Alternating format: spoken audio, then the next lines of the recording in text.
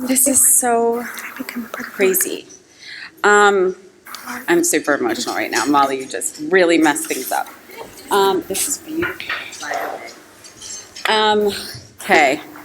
I don't really even know what to do after that. Sorry, gotta get myself for a second. Okay, so, Molly.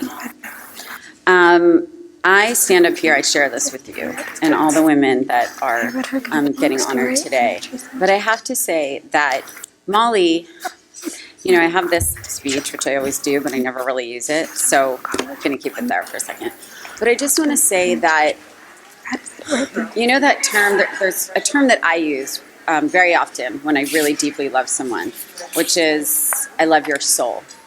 And I say that because I feel like there's no, it's like I love everything about you down to your core, to your soul. Molly, I love her. I love her soul.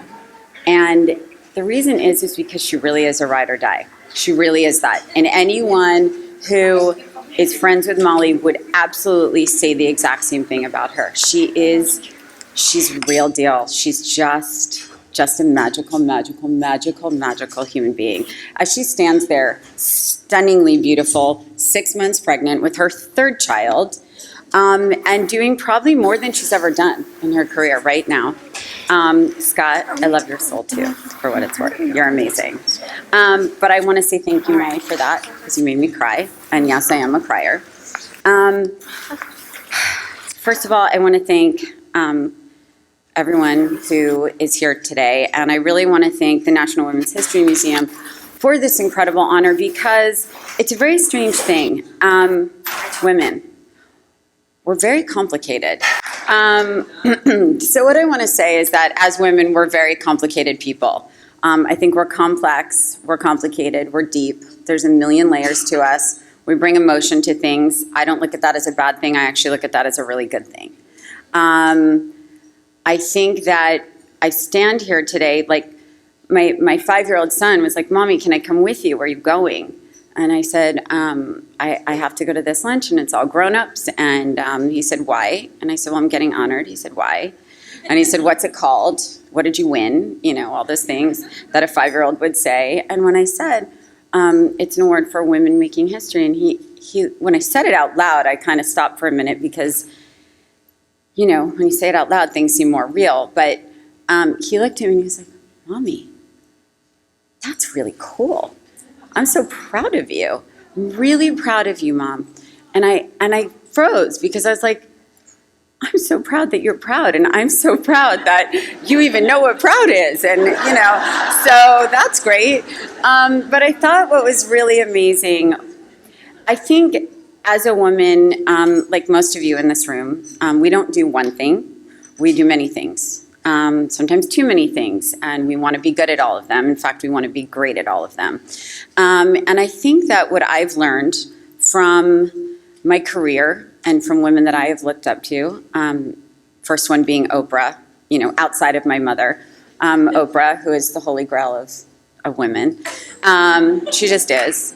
And I think that she had such an impact on me because when I would watch her on TV, I learned something every single time, and when she spoke, people listened. They wanted to do whatever she said was the right thing to do. She had no fear. She said exactly what she was thinking, still does. And I think that there have been so many extraordinary women that have changed the way that people think about women. And, you know, it's funny because I never want to be that woman that says bad things about men, because I love men too, and I have 2 little boys. I think it's what we do and how we do it and how we approach our lives and how we teach our children.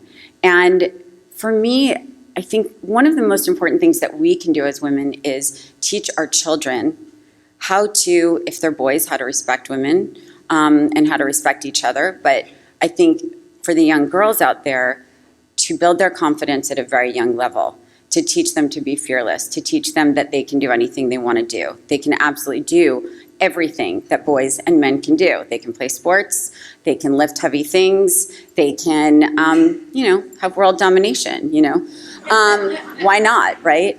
But I think my point is that I think I love being honored today. I dream, having gone to George Washington University, as did my husband, and going to the monuments and all those things.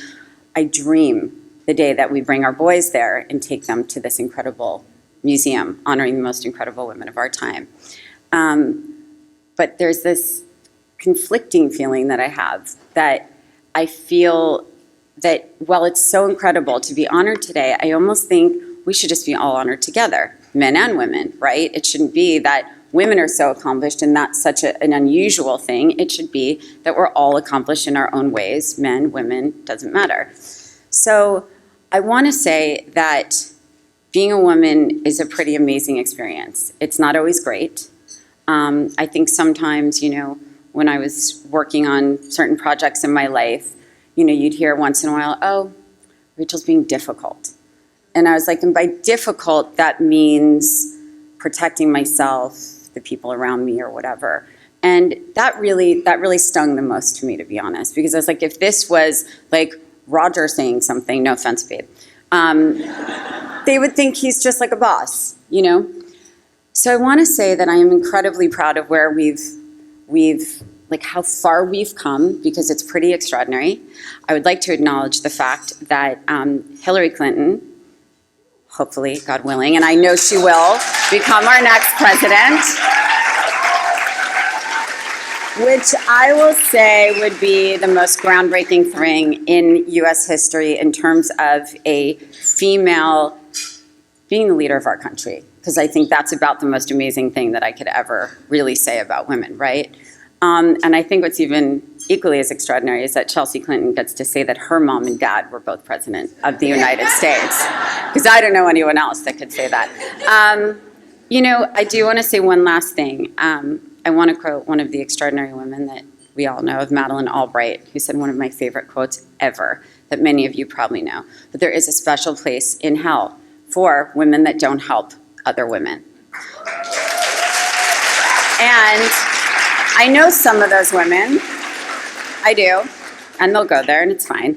But I know that we aren't those women in this room. And I'm so honored to be here and so thankful. And I just want to say this is extraordinary, honestly. So thank you so, so, so much.